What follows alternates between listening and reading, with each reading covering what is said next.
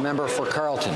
And at that September meeting, the Attorney General reports that she looked the Prime Minister in the eye and said, "Are you interfering with my role as Attorney General?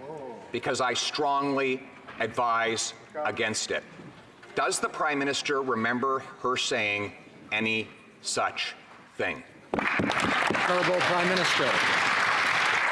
And Mr. Speaker, once she said that, I responded, no, I am not. It is her decision to make. And she then committed to revisit and look into the decision once again, Mr. Speaker. All these are elements in the testimony that we have heard, that the Justice Committee examined exhaustively. But once again, we see the member opposite is desperate to talk about anything other than our budget, anything other than the economic growth we're putting forward, anything other than our concrete plan to fight climate change, because they have no plan on any of that. In regards to the matter of SNC-Lavalin, let me be direct.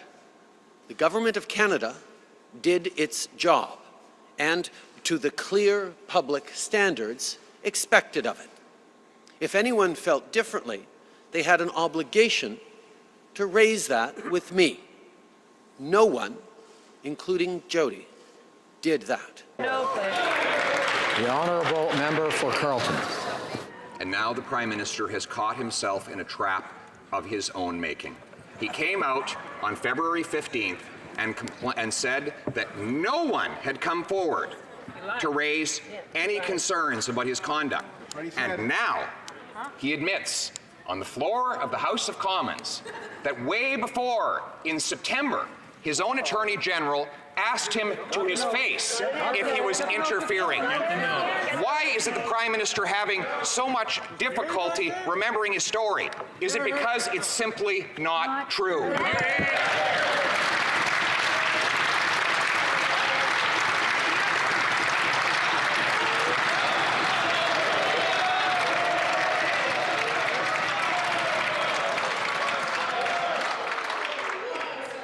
Order.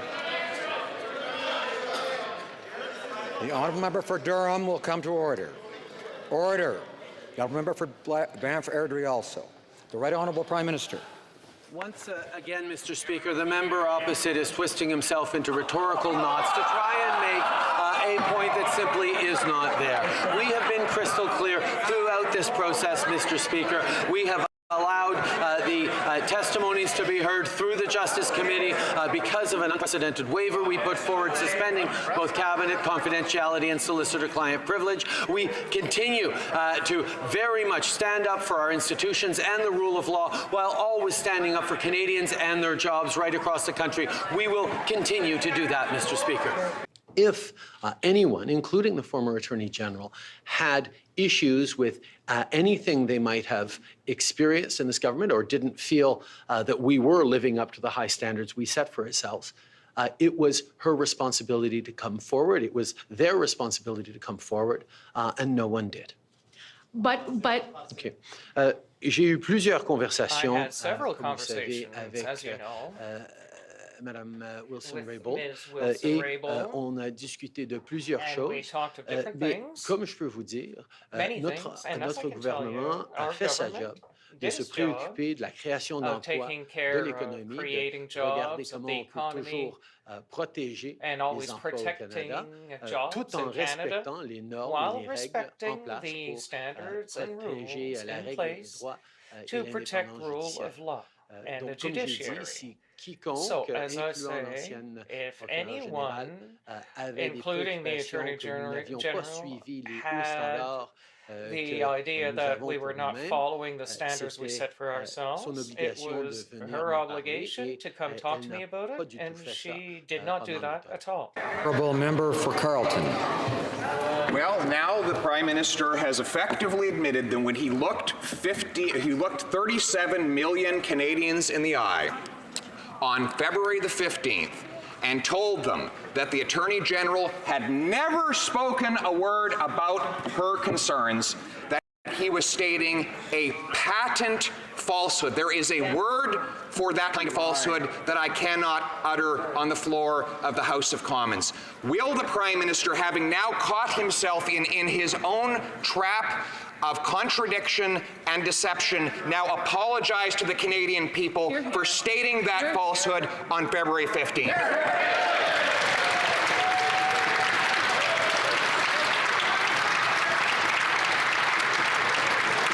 All right.